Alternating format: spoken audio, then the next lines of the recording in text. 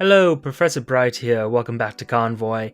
Now, last episode we died trying to work with the Dandelion Girl. We will not be making the same mistakes we made that time. We're gonna try to build up our little convoy before we go tackling little side objectives like that.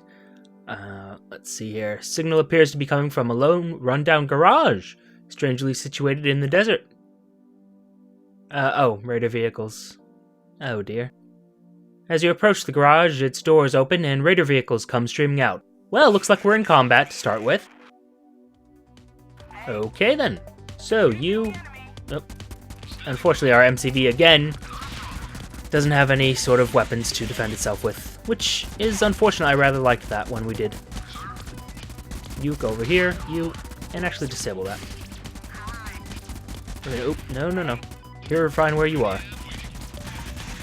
I just want you guys ramming those, because it does more damage. Come on. Does a lot of damage to these guys and not... Oh, no. No.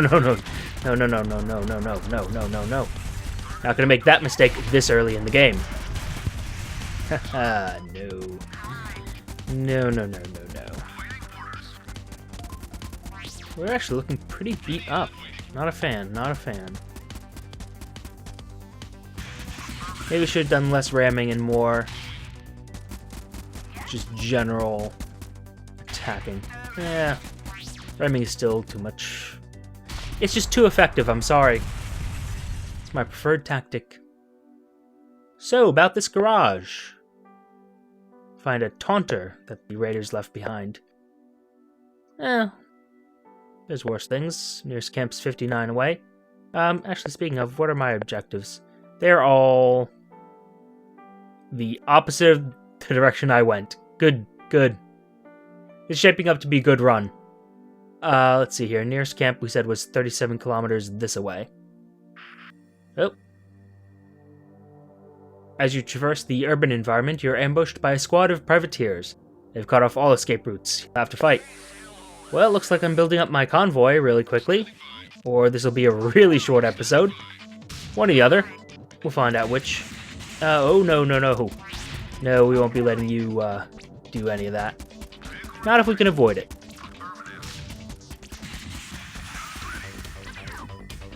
Shots fired. Come on, boys. Oh, Smash it. Yes, good. Keep it there. And you're dead. Alright, and you, we're just gonna knock you out. And you do that, and you knock that guy out. Okay, cool.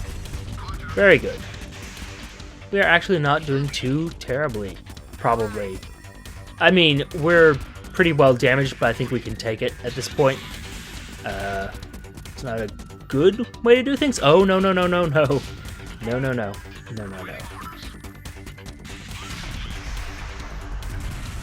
Gotta be very careful about those skulls, because, pretty sure that's, well, technically, that's not exactly what killed us last time, but, didn't help us much.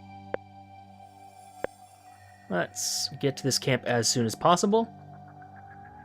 Camp. Okay. Ooh, boy. So, repairing everything.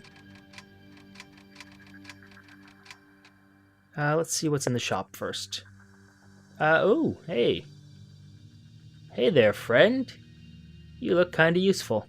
Not exactly what I want to see in a, escort, but I could go for this. I have definitely... Well, can always do with more damage. So, let's see here. You got a minigun on you. You're a new guy, though, so I'm not going to upgrade you yet. Got preference for my own guys. So, range, always a big thing with me. Actually, you know what? Let's upgrade range on everybody. Just so as we have it. Makes it easier for me to handle everything. That's going to be coming after us. Let's see here. Now, I would say armor, but they went through our armor pretty quickly last time. Armor and health. Let's go for both. And we got plenty of fuel for now, so I think we just, oh, let me think. I think we'll just visit this little side objective. I want to do a lot of the side things, just because that's going to get me more parts, more fuel, makes me tougher, and lets me go farther.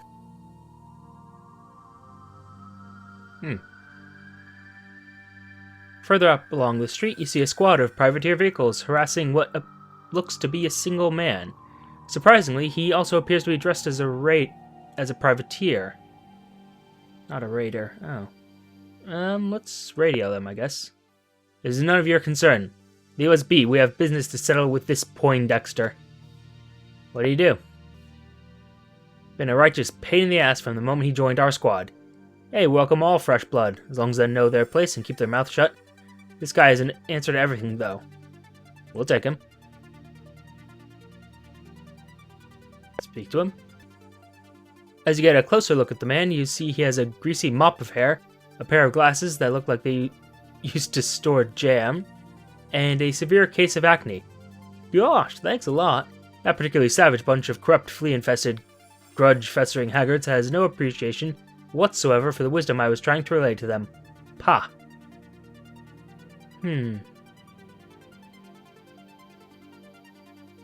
Oh, but where are my manners? My name is Fitzgerald Tee-ah-tih-meh. Haha. Oh, someone's read a lot of Pratchett. Fitzgerald Teatime? It is pronounced Tee-ah-tih-meh. Thank you very much. Right, so what happened? These maladjusted barbarians do not take kindly to me pointing out that the name they go by is no longer accurate. Those crusaders of mediocrity insist on remaining to be called privateers, even though their actions far more represent those of the pirates of Old Earth. No longer accurate? The initial privateers, before these appalling rapscallions took up the name, were authorized by the Omek Prime government in an attempt to mobilize the populace to fight Torvak without having to commission vehicles into regular service. Whilst I suppose one could argue that the government, being nothing more than a ragtag collection of village heads, had a little authorization to give, that is hardly the point. Even if they were never supposed to be called privateers in the first place, they certainly have no right to call themselves that presently. Especially since the keepers are in charge now. We're getting lore here. So what's this about the keepers? 82 years ago, the keepers arrived on the planet with their enormous spaceship. From within, a sizable hovering battleship emerged that started destroying Torvak checkpoints. Torvak had been on the brink of defeating the other two factions, you see. It would have been a year at most until they would have obtained full control. Whilst the spaceship itself left, the hovering battleship remained for quite some time. During that time, it had spawned several smaller hovering keeper drones that you still see around these days. The battleship has disappeared, though. Nobody has spotted it for at least 5 years. Why did they come? They proclaimed they were there to restore the, and I quote, delicate balance of Omek Prime. Whatever their ulterior motives were, they seemed content when the factions had equal power once more.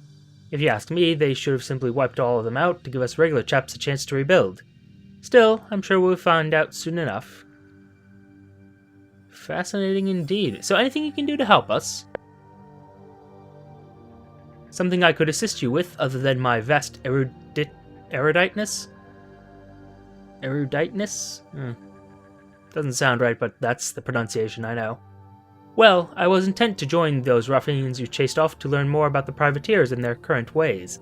Quite happy those plans were changed, considering the way they responded to my brief lectures on their name. I suppose I could join you with my own vehicle, if you wish.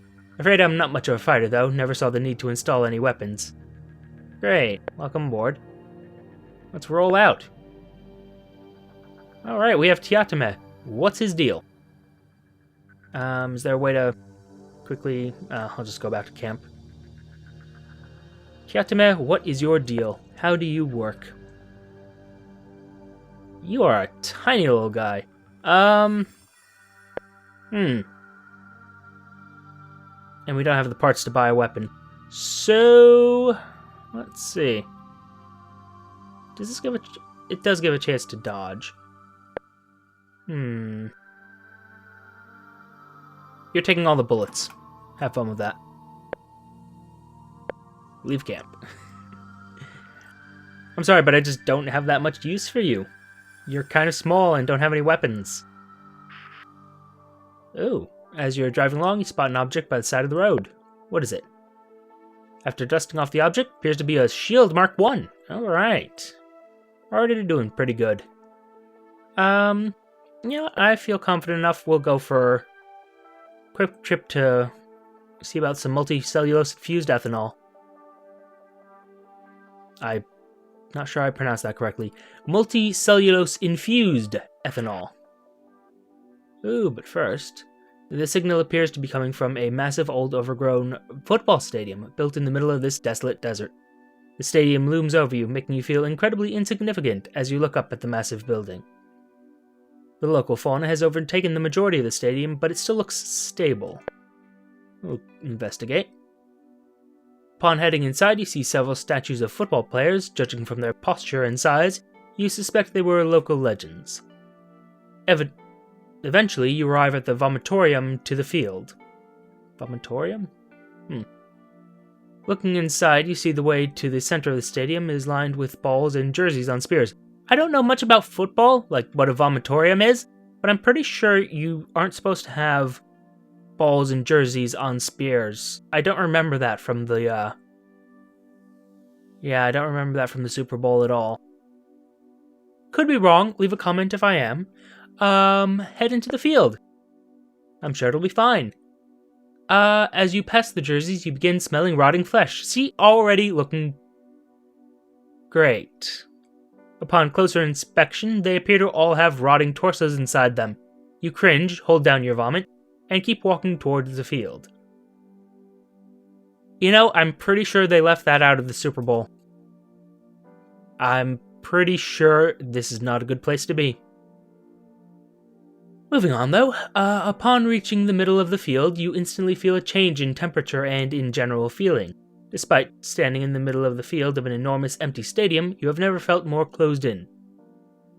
It's as if its eyes were everywhere, staring at you, staring through you, burning you up. As you turn to leave, you see a shadow move. Chase it. Shoot her.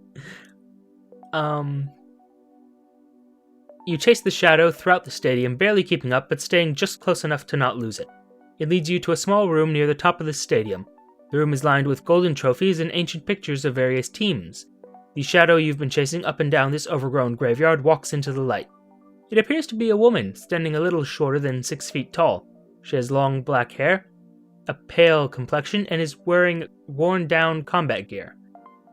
She introduces herself as Ashley Purcell. An explanation, please. Ashley explains she's a treasure hunter, and has been contracted by a collector to take the trophies. After explaining that the stadium is filled with primitive tribals who shoot on sight, she asks for your help. Before you have a chance to decide, you are pelted with spears and arrows. She grabs the trophies and starts making a run for it, urging you to hurry up. Grab some trophies and run along. Before you have a chance to grab anything, the tribals rush towards you. You quickly head after Ashley, who seems to have found a knack for navigating this place. Eventually, the two of you reach your convoy, hop on board, and urge it to leave before the tribals catch up. Go, go, go, go. With your convoy leaving the stadium far behind, Ashley catches her breath and begins grinning wildly. That was exciting. Let's have a look at what we've got. Sorry about that. Oh, you didn't get anything? Oh well, no worries. You helped me get the hell out of there, so I'm happy nonetheless. Thanks, stranger. 40 parts. Oh, right. Pocket the parts and turn to continue the conversation, but it appears Ashley has disappeared. Checking outside, you don't spot her anywhere. Strange. Maybe you'll run into her again someday. Moving on. Huh. Oh, hey, what? A convoy of vehicles approaches you. The one in front is sporting a Skull and Bones flag. Looks like a privateer raiding party. Hear them on the radio, exclaiming, "Come and get one in the yarbles if you have any yarbles, you eunuch jelly thou."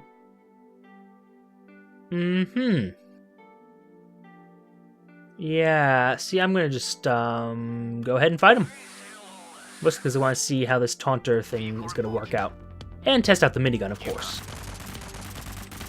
It is not quite what I want, but it will work. And you just take all the bullets. You can go over here. That minigun's pretty great. Or at least seems to be doing pretty good. Let's just shields down now. So you go over there, you over there, you over there.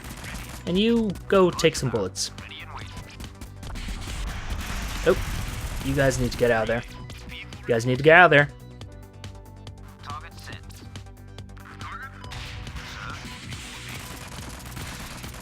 Well, he should have gotten out of there, but oh well. So that minigun looks like... I'm gonna have to check. It might just be a simple, straight upgrade of the little light machine gun he's got. Oh no. Oh no. Okay. Ooh, light rocket artillery. I like it, I like it. Could go for that. Could go for that. Let's just quickly head over here. Arrived at the presumed location of the underground laboratory. As before, all we see is this single shoddy-looking shack. Approach. Knock on the door first. Oh! Moments after knocking on the door, an angry voice emits from the intercom stating, "I am the one who knocks!" You hear several vehicles approaching your position, so you quickly rush back to your convoy, ready to defend yourself from an attack.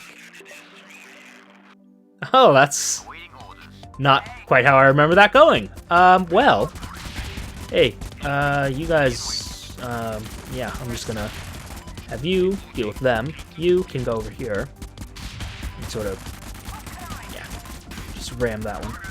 You're taking too much damage, though.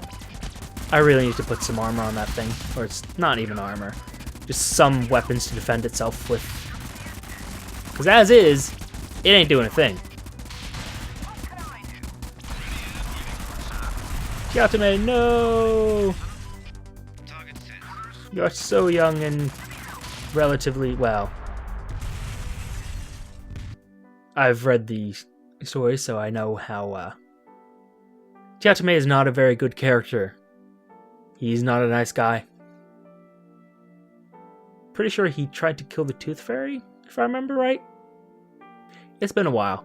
Anyway, again, Terry Pratchett. Read those books. Managed to fight off all the raiders' vehicles protecting the underground laboratory. Find some loot, including a cannon, 60mm cannon. Nice. A bald man with a scruffy-looking beard emerges from the shack, unfazed by the destroyed vehicles littering the area. Shoot the chemist. I'm actually curious what this will do. I spoke to him before, but yeah, I'm just not okay with how that went. So, shoot him. After decorating the shack with the insides of the chemist's head, you proceed inside and discover a hatch to the underground laboratory. Explore! Aside from large quantities of narcotics, you discover some research notes regarding multicellulose-infused ethanol. The notes mention that the likeliest source would be a collection of ancient rum.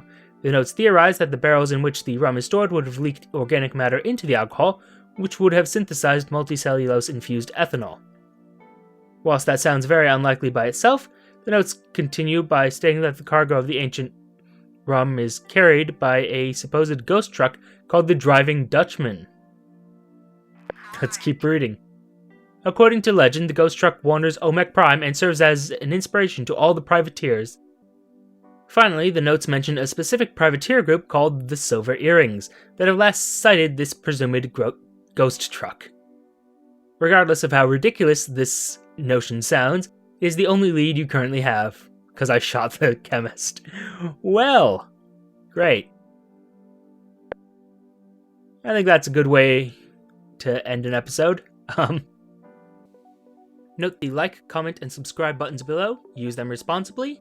Thank you very much for your time, and as always, I shall see you soon.